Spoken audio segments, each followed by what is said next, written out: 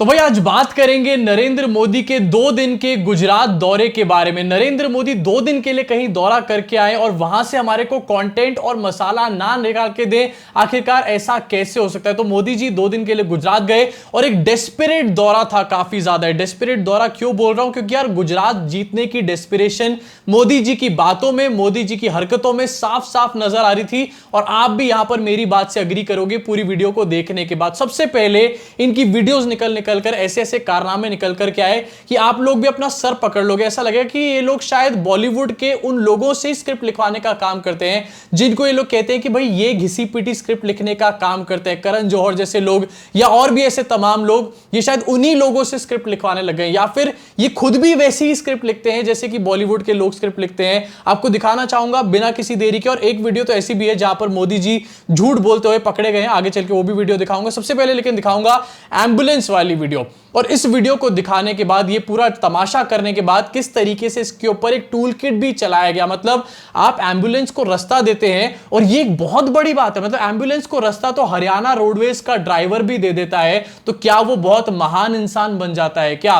देश का प्रधानमंत्री अगर खाली सड़क पे, एक्सप्रेस वे के ऊपर एक एम्बुलेंस को साइड में से निकालने का काम कर रहा है, रास्ता देने का काम कर रहा है, तो इसमें कोई शाबाशी की बात नहीं है। हां, शाबाशी की बात तब जरूर होती जब देश का प्रधानमंत्री निकलता उस टाइम पर, जिस टाइम पर कोरोना था, लोगों को एम्बुलेंस नहीं मिल रही थी, ऑक्सीजन नहीं मिल रही थी, और अपनी गाड़ी से लोगों को ऑक्सीजन और एम्बुलेंस प्रोवाइड कराने का काम करता। वो डेफिनेटली एक शाबाशी की बात होती है। अग्री करते हैं तो नीचे कमेंट सेक्शन में जरूर कमेंट करके बताइए। आगे मैं आपको दिखाना चाहता हूं कि इस पूरी खबर के ऊपर टूल किट भी चलाया गया। उसके बाद आपको यह भी दिखाऊंगा कि कैसे यहां पर एक बहुत बड़ा दोगलापन था। टूल किट जरा देखिए अपनी स्क्रीन के ऊपर, कितने सारे जगहों से, कितने सारे बार बार मीडिया वालों ने इसको ट्वीट करने का काम किया। एएनआई को देखिए, उसके बाद डीएनए को देखिए, टाइम्स ऑफ इंडिया को देखिए, सब लोगों ने सेम चीज को ट्वीट कर करके और इस चीज के ऊपर तालियां बटोरने का और मोदी जी की पब्लिसिटी करने का काम किया। अच्छा हुआ कि एक बार में ये वीडियो ठीक तरीके से बन गया, नहीं तो मोदी जी इस एम्बुलेंस को वापस भेज के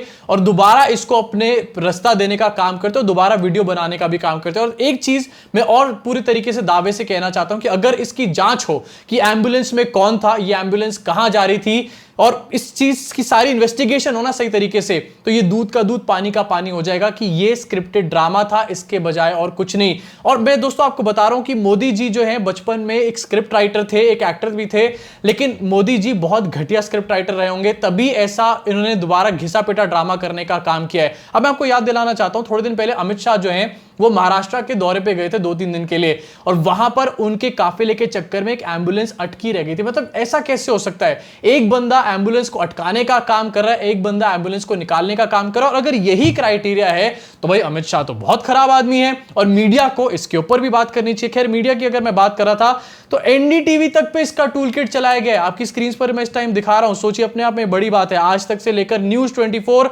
और सारे के सारे चैनल, और एएनआई तो पूरी तरीके से पागल हुआ पड़ा था इन 2 दिन। एएनआई के पास कुछ भी और काम नहीं था। देश में बड़ी से बड़ी चाहे चीज हो जाती, कहीं पर कहीं 2 विश्व युद्ध भी छिड़ जाता ना, तीसरा, तो भी एएनआई नरेंद्र मोदी के इस दौरे को कवर करने का काम करता है। पहली ये वीडियो निकल कर आई जहां पर पूरी तरीके से नरेंद्र मोदी का ड्रामा, स्क्रिप्टेड ड्रामा सामने निकल कर आता है। और एक बात आपको ये भी बताता हूं कि जब भी पीएम की मूवमेंट कहीं से होती है तो उस पूरे एरिया में किसी की भी मूवमेंट पहले से ही उसको परमिशन दी जाती है। ऑन स्पॉट परमिशन देना बहुत ही ज्यादा खतरनाक हो सकता है। एम्बुलेंस के अंदर कोई भी आ सकता है। तो आखिरकार इतने बड़े बड़े चांसेस क्यों लिए गए? इतने बड़े चांसेस इसलिए लिए गए क्योंकि पहले से ही सारा बनाया हुआ था, ड्रामा रचा हुआ था। अपनी एम्बुलेंस पहले से ही फिक्स कर रखी थी, और पहले से ही अपने सिक्योरिटी वालों को, गुजरात पुलिस को भी शायद बता रखा होगा कि एक एम्बुलेंस को यहां से गुजारने का काम करना है, और साइड में आपने गाड़ी रोक ली एक्सप्रेस वे के ऊपर। वाह, बहुत अच्छा ड्रामा करते हैं आप, लेकिन ये ड्रामा पकड़ा जाता है। अब आपको दिखाना चाहता हूं एक और वीडियो आपकी स्क्रीन के ऊपर, जहां पर मोदी जी ने हमारे देश के जो बड़े बड़े प्लेयर्स हैं, जो ओलंपिक्स में गोल्ड जीत कर आए, नीरज चोपड़ा जैसे, उनको साइड में उतारने का काम कर दिया। ये वीडियो 2 दिन पहले की है, जहां पर नरेंद्र मोदी ने नेशनल गेम्स का उद्घाटन किया था, शुरुआत करी थी नरेंद्र मोदी स्टेडियम के अंदर, और वहां पर एक टॉर्च ऑफ यूनिटी जलाने की बात आई थी। वो टॉर्च ऑफ यूनिटी जो है वो वैसे तो हमारे एथलीट्स को जलानी चाहिए थी, लेकिन नहीं, एथलीट्स को स्टेज से हटा दिया गया। नरेंद्र मोदी ने torch of unity Neeraj Chopra, miss PV Sindhu, mister Ravi Dahiya, miss Veerabai Chanu, mister Gagan Narang, miss Anju Bobby George और मिस्टर दिलीप तिर्केका। और ये है टॉर्च ऑफ यूनिटी जो आपने आखिरकार किस तरीके से हमारे देश के एथलीट्स की यहां पर दुर्गति करी जा रही है, उनको इंसल्ट किया जा रहा है। ये वही इंसान है जो 2-3 दिन पहले कह रहे थे कि वाह भाई वाह, सुनील छेत्री के ऊपर जो फीफा ने ट्वीट किया, ये कितनी बड़ी बात है, इससे हमारे देश के एथलीट्स को कितना फायदा मिलेगा, फुटबॉल को कितना फायदा मिलेगा। और ये दिखा रहे थे कि ये एथलीट्स के बहुत बड़े सगे हैं, बहुत बड़े हितैषी हैं। इसके आगे चल के एक और आपको वीडियो दिखाना चाहता हूं, जिस वीडियो में नरेंद्र मोदी का बहुत बड़ा झूठ जो है वो पकड़ा गया, और इस वीडियो के ऊपर भी बहुत बड़ा टूल किट चलाया गया था। आपकी स्क्रीन पर रख देना चाहता हूं। ये वीडियो है रात की, और आबू रोड पे नरेंद्र मोदी पहुंचे, जो कि राजस्थान के अंदर है। आबू रोड पे 10 बजे के बाद वो पहुंचे, और वहां पर उन्होंने बिना माइक के स्पीच देने का काम किया। भाई बत्ती चली गई होगी, शायद इस वजह से बिना माइक के स्पीच दी होगी, वरना नरेंद्र मोदी ऐसा करें मुझे तो नहीं समझ में आता। लेकिन इसके ऊपर भी बकायदा टूल किट चलाया गया। ये वीडियो आपको दिखाऊंगा, और इसमें झूठ कहां पर है ये भी आपको दिखाऊंगा। पहले टूल किट दिखाता हूं। पल्लवी घोष अपनी स्क्रीन पर देखिए, इसको डाल रहे हैं PM@आबू रोड। ठीक है, सामने से किसी ने वीडियो बनाई है बकायदा, और सारे के सारे पत्रकारों को एकदम से कोई दौरा पड़ा, सब इसको एक ही वीडियो को शेयर करने लगे। उसके बाद अपनी स्क्रीन पर देखिए, ये भाई साहब अमीश देवगन, जिनको कोई काम नहीं है, सुबह से शाम तक ये प्रधानमंत्री मोदी RSS के बचाव करने में, उनकी पब्लिसिटी करने में लगे रहते हैं। इन्होंने भी सेम वीडियो डाली, आबू रोड राजस्थान। उसके बाद अपनी स्क्रीन पर देखिए एक और सुशांत सिन्हा, जी हाँ, इनको भी देखिए, ये भी उसी आबू रोड राजस्थान की बहुत तारीफें कर रहे हैं कि सुबह कॉन्वॉय ने रास्ता दे दिया एम्बुलेंस को, उसके बाद मोदी जी ने उल्लंघन ना तोड़ने के लिए, उल्लंघन ना करने के लिए कानून का, माइक नहीं यूज करने का काम किया। अब मैं आपको ये वीडियो दिखाता हूं, और उसके बाद मैं आपको बताता हूं झूठ कहां बोला गया था। नवरात्रि में यह अवसर लोगों को नहीं दिया गया है। अब मुझे पहुंचने में देर हो गई, अब 10 बज गए हैं, तो मेरी आत्मा कहती है कि मुझे कानून नियम का पालन करना चाहिए, और इसलिए मैं आप सबकी क्षमा मांगता हूं। लेकिन मैं आपको विश्वास दिलाता हूं कि मैं दोबारा यहां फिर से आऊंगा, और आपका ये जो प्यार है उसे मैं ब्याज समेत चुकता करूंगा।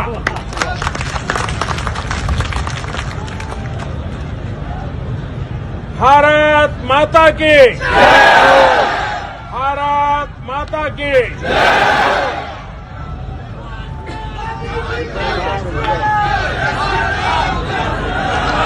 स्वागत है भाई, स्वागत है, स्वागत है भाई, स्वागत है, स्वागत है भाई, स्वागत है, स्वागत है भाई, स्वागत है, स्वागत है भाई, स्वागत। तो देखा भाई आपने पूरा का पूरा वीडियो, और समझदार लोग जो हैं झूठ को पकड़ चुके होंगे, जो मैं यहां पर दिखाने की कोशिश भी कर रहा था। पूरे वीडियो में नरेंद्र मोदी जी ने बिना माइक के लोगों को संबोधित करने का काम किया, लेकिन वीडियो के एंड पोर्शन में किसी आदमी ने माइक पर नारे लगाने का काम किया। मैं एक बार फिर से आपको सुनाता हूं, जरा फिर से सुनिए एक बार।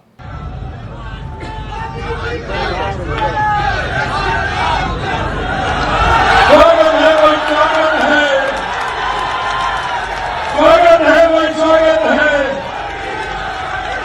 स्वागत है भाई, स्वागत है,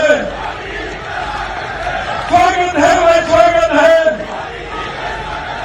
स्वागत है भाई, स्वागत। तो इसे कहते हैं ड्रामेपंती की सारी हदें पार करना, मतलब लोगों के इन द फेस झूठ बोलना, उनसे छल और उनसे कपट करना। और दूसरी बड़ी चीज यहां पर यह है कि नरेंद्र मोदी की डेस्पिरेशन इसमें साफ साफ नजर आ रही है। मंच के ऊपर पूरे नतमस्तक हो गए, पूरे इन्होंने ढोक लगाने का काम कर लिया। पूछना चाहता हूं इन बुद्धिजीवियों से कि भाई बिना अगर माइक के आप बात कर रहे हैं तो कितने लोगों तक आवाज पहुंची होगी। डेफिनेटली इस जगह पे, इस वेन्यू पे 100 या 150 लोगों से ज्यादा नहीं उपस्थित रहे होंगे, क्योंकि अगर वहां पर ज्यादा लोग होते तो भाई उससे ज्यादा आवाज पहुंच ही नहीं सकती। नरेंद्र मोदी तो छोड़ो, सनी देओल को भी लाके खड़ा कर दोगे और उनको चिल्वाने का काम करोगे तो उनकी भी आवाज 100-150 लोगों से आगे नहीं पहुंचेगी। इस वीडियो में भी देखा जा सकता है कि ये जो कैमरा एंगल है सिर्फ नरेंद्र मोदी के ऊपर रहा, कहीं पर भी भीड़ दिखाने का काम नहीं करा गया, विच क्लियरली शोज कि शायद ज्यादा भीड़ ही नहीं थी, लोग ऑलरेडी छोड़ के वहां से भाग चुके थे। इसके अलावा एक और तस्वीर निकल करके सामने आई भाई, जहां पर कहा कुछ और गया था लेकिन दिया कुछ और जा रहा है। कहा यह गया था कि तुम्हारे को मर्सिडीज बेंज दी जाएगी, लेकिन देने का काम किया जा रहा है CNG वाली मारुति कार। जी हां, आपको दिखाना चाहता हूं स्क्रीन के ऊपर, कल नरेंद्र मोदी ने वंदे भारत जो ट्रेन है उसका भी उद्घाटन करने का काम किया, जो कि अहमदाबाद से सूरत के बीच में चलेगी, या फिर कोई और इसका भी रूट हो सकता है अभी चेंज। इसको ये कहकर कहा गया कि वही वंदे भारत जो है आत्मनिर्भर फलाना ढिमकाना। अब मैं पूछना चाहता हूं, बहुत सारी फोटोज भी पोस्ट करी गई कि जिस गुजरात को बुलेट ट्रेन का वायदा किया गया था, ये कहा गया था कि बुलेट ट्रेन लाई जाएगी मित्रों, बुलेट ट्रेन से तेजी से आप सफर कर पाएंगे, अहमदाबाद से मुंबई का सफर कर पाएंगे। उस बुलेट ट्रेन को दिखा करके वंदे भारत पकड़ा दी भाई। इससे बड़ा झुंझुना भक्तों के हाथ में कुछ हो ही नहीं सकता। साथ ही जरा जाते जाते आपको यह भी दिखा देना चाहता हूं कि हमारे देश का मीडिया कितना निष्पक्ष है। जी हां, आपने स्क्रीन पर देखिए, ये ट्वीट्स हैं ANI के, जो एशिया के अपने आप को सबसे बड़ी न्यूज एजेंसी बोलते हैं। वो आखिरकार किस तरीके से अनबायस्ड रिपोर्टिंग करने का काम करते हैं।